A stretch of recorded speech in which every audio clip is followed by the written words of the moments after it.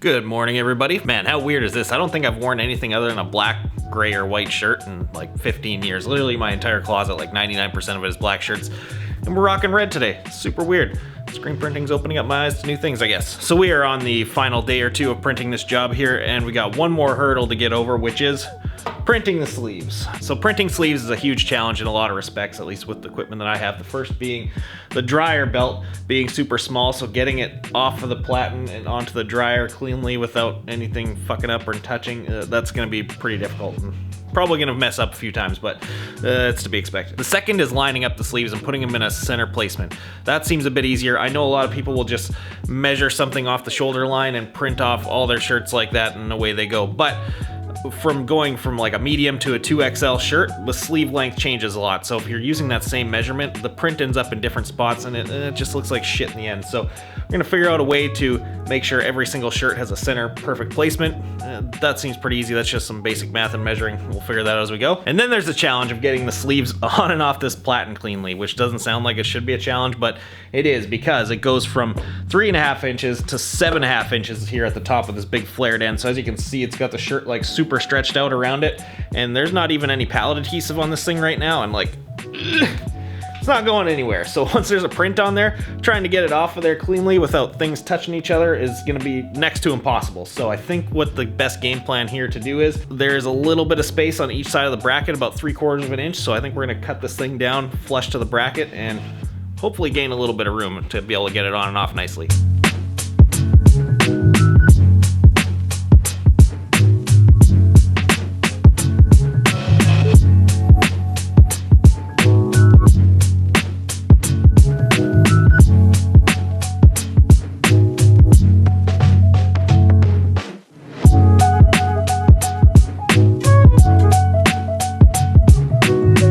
Ain't bad. Probably could have brought this out to my shop and done like a way cleaner job with air tools and all the fancy things I have out there, but for a quick 10-minute job with nothing but a jigsaw, a drill, and a sanding block, I'm gonna take it. And my head is only bleeding a little bit from catching it on one of the screen clamps, so I'm gonna call that another win too.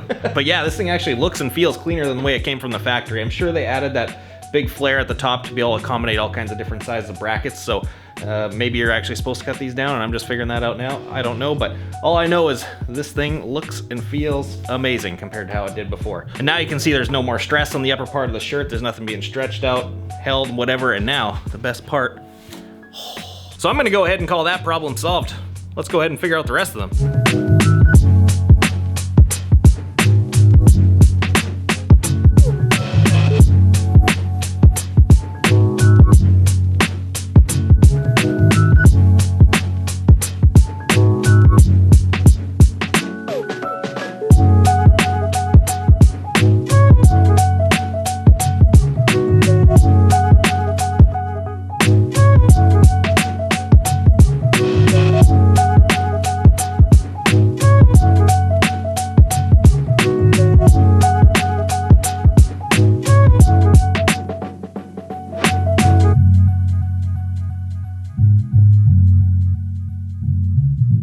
So that's all registered. It was a little bit of a bitch to get locked in. Now the pain in the ass of trying to get these off the pallet and onto that little ass belt over there. I really wish I had a bigger dryer right now. That would make my life a lot easier, but I don't. So I'm gonna have to figure that out. It sucks because I have to print the right sleeves of these things, so it's gotta come off this way and go onto the dryer this way. So I think what I'm gonna do is just kind of like lay the sleeve overhanging a bit, let it pull itself up.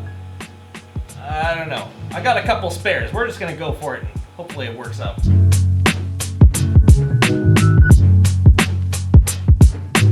It works. We're dead center. It is gonna be a slow process for a couple reasons. Obviously because of having to be all careful getting it onto the belt itself because it's so short. And the second thing, why it's gonna be so slow and tedious, is because I only have that one sleeve platen right now, and these are gonna require a print, flash, print, flash, print. Holy shit, try and say that fast. Print, flash, print. So yeah, there's gonna be a whole lot of standing around doing nothing, waiting for things to flash, which sucks, but it is what it is. I'm gonna have to sit here all night and make this happen. So we got 40 something of these to do, and then we gotta do the hoodies, which require both arms. There's not that many of those to do, so it's not gonna be so bad, but I really wish I had all 6 of these on my press right now. So yeah, we're gonna have to hammer out all these sleeves first, then the hoodie sleeves, then shift the screens over to the other side of hoodie sleeves, and then do the big Sprocket logo, which is gonna go on the back of this shirt and the front of the hoodies. That will be later tonight, maybe even tomorrow.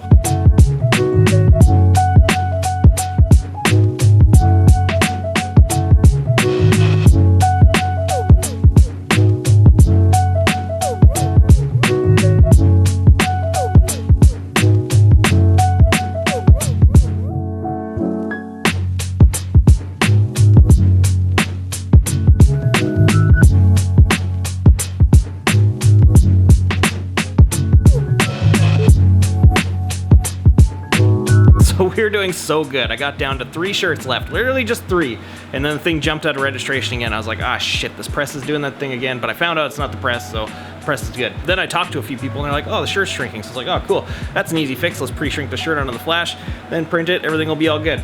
That didn't fix it. And then I figured it out, which is something that maybe I should have saw coming, but I'm new to this and it didn't even cross my mind. The sleeve palette that I paid way too much money for to rush order it to get this job done warped hugely. You know, let's put a square on it. Let me show you just how much it friggin' warped. So yeah, you could definitely say that's warped.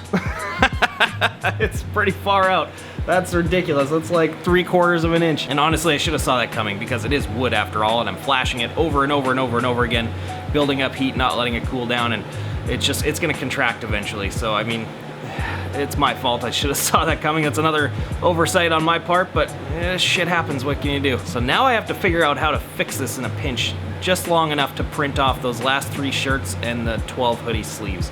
The first thing I'm going to try is I'm going to try and heat this thing back up to temperature and hang something off of it to hopefully bring it back down into shape a little bit. If that doesn't work, then I don't know, I'm gonna have to think of some stuff. I can tell you the first thing that I'm doing tomorrow morning is ordering 6 aluminum sleeve pallets so that this never happens again, and so that I'm not doing the tedious print, flash, print over and over again with one, because this sucks. It's taking a long time to knock out the sleeves I did get done. So I'm gonna go ahead and spin to whenever we solve or not solve this problem.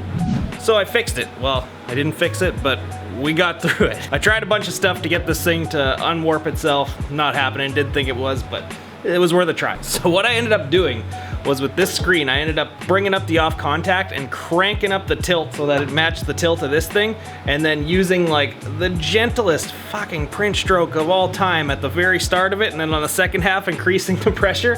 That was enough to keep this thing even and print without any registration issues. But man, it took me like 50 practice runs to figure that out just to get those last 3 shirts done, but that's what you gotta do sometimes. Problem solving, that's what we do. That only solves one problem though. We still have the problem of printing the 12 hoodie sleeves, and that means we have to print both sides. And this thing, I don't think I wanna risk it. This thing will be fine for printing the neck labels and stuff and finishing everything off, but for doing that whole deal with the hoodies are far too expensive to be dicking around with like that, so I'm gonna have to think of something. Maybe we're gonna figure out a way to hack up one of these dual sleeve pallets that I got that I was talking about the other day that were not very good. I think they're gonna have to come back into play and finish this job out. So maybe these things are gonna save the day. If they do, I really feel bad for talking shit about them. So I sat here for like half an hour last night staring at this thing, trying to figure out a way for it to work, because there was no goddamn way I was gonna let a block of wood outsmart me. And I came up with a way to load hoodies onto this thing to make it usable. It's definitely not ideal. It's not something that anyone would ever want to do every day, and it's definitely going to be extremely complicated to unload these things without having any issues, but I think it'll be enough to get through these last 12 hoodies. There's 24 prints in total for the sleeves on those, so I'll suffer through it. But before we do that, because I have a feeling that's gonna burn up a whole bunch of time, let's set up the 3 screens for the big chest print on the hoodies and the big back print on those long sleeves. That way we can get the long sleeves finished, ready to go, and move along here with this thing, and hopefully get it done today. And this thing, I tried everything I could last night. I heated the crap out of it, and I put a whole bunch of weight on it to bow it down in the opposite direction. Let it sit overnight like that. Brought the weight off this morning, and it didn't do nothing. So that is what it is. But like I said earlier, it would be cool to cut one of these down in half so that I had a dedicated neck label printing palette, and now I've got one that I don't give a shit about cutting in half, so that's what's happening with this. Anyways, let's get to work.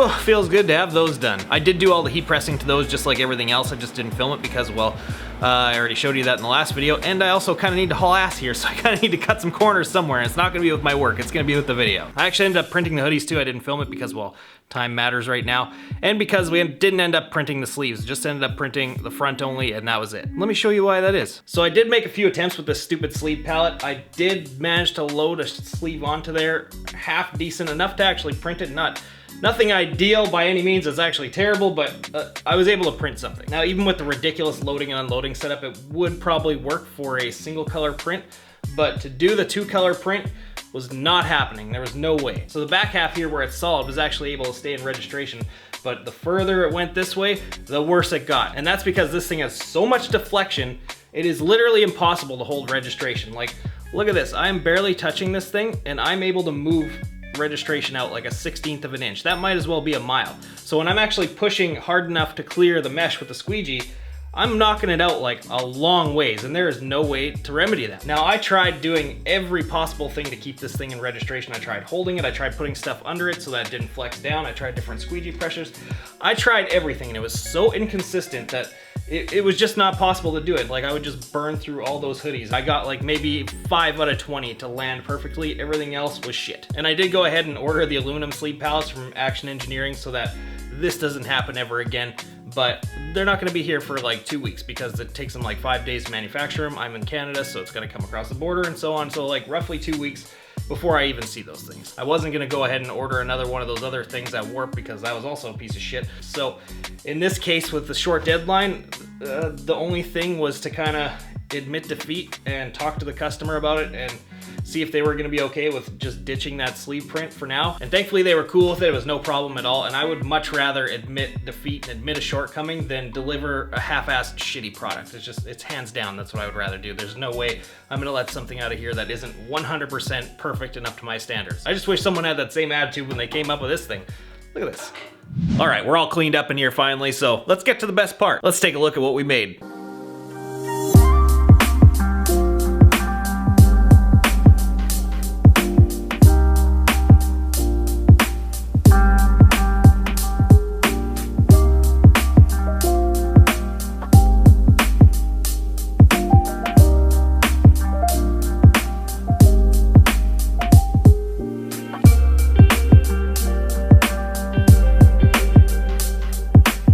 Well, not to toot my own horn here or anything, but god damn, that stuff looks good. I could not be happier with the way this stuff turned out, and these guys feel the same way. They've had a chance to come here now, they've got a chance to see it in real life, pick it up, hold it, feel it. They are super pumped on the product, and at the end of the day, that's what really matters. But man, this project really put me through my paces as a new printer and as a new business. It had a share of ups and downs, that's for sure, as you guys saw. Pretty much everything that could have went wrong, went wrong. We had everything from equipment failures, to software failures, to me failures, to everything under the sun, basically. Some of it was within my control, some of it was out, but I'm not gonna be a little bitch about it and make excuses. I'm gonna own all of it. I'm the one that set this place up. I'm the one that bought everything. I'm the one doing the printing. This is my business. At the end of the day, it all falls on me. And really, I'm just gonna use it as a learning tool. So I'm kind of glad a lot of it happened because now I know how to improve certain things. Now I know how to avoid certain things. Now I know how to do certain things better. So it's a win. But even with everything that went wrong and the stresses of trying to fix that and the stresses of trying to film everything at the same time, because believe me, that was a big one. I'm still super grateful to have gotten this opportunity to do this for somebody else now and really show what myself and what this new business is capable of. And I'm not gonna lie, I'm super proud of myself right now for just jumping into this whole screen printing thing head first, what, like 3 weeks to a month ago, not having a fucking clue what I was doing, and to now already cranking out products of this caliber that definitely destroy any of the shops that I've worked with in the past. That's pretty amazing. But that's the end of our little series. It's been super cool to take you guys along throughout the whole concept and design stage, throughout the printing, all the way through to the final product and show you guys what it takes for a startup brand to happen. And I think as more of these brand builds come in here, I'm gonna do a different series on some of them because no two brands are alike. Some are gonna require different branding and design characteristics, some are gonna require different print processes, and in the end, obviously, we're gonna get a totally different end product. So I'll kind of pick and choose which ones I feel are gonna fit into a series and offer something different than this one did. And I'll tell you one thing, the next time I do it, I ain't doing daily videos on it. This shit was hard. I have no idea how the people who do make daily videos that put nice filming and editing and production value into them like you see in these, I don't know how they do that every day. That is a batshit crazy notion to me now. I know I do not want anything to do with that ever again. It was crazy trying to make sure that my work was done nicely and done on time, and then filming it all and then making a video out of it that didn't suck, and then all the other stuff with the business that's going on behind the scenes, and then my other business that's going on behind the scenes. It's just too much for one guy. I'm not superhuman as much as I wish I was. Maybe when I get a helper or some employees in here to kind of take some of the workload off me, we can start stepping in that direction. Or maybe one day we can be fortunate enough, which is like my dream, to hire a filmer slash editor to kind of just follow me around all day. That would be the dream. Then you would see the stuff on this channel go. But until then, I'm flying solo here. Anyways, that's gonna wrap it up. Really hope you guys enjoyed this little series. Let me know what you guys thought about it. Make sure you click all the links and stuff down below. Follow me on Instagram and all that stuff. We'll see you again in the next one.